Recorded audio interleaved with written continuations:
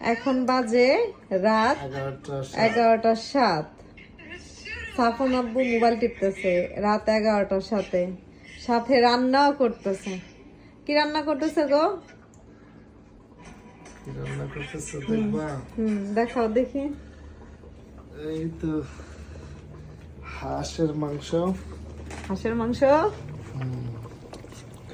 হয় নাই তো। মাংস ঢাক না ছাড়া এটা সময় লাগবে।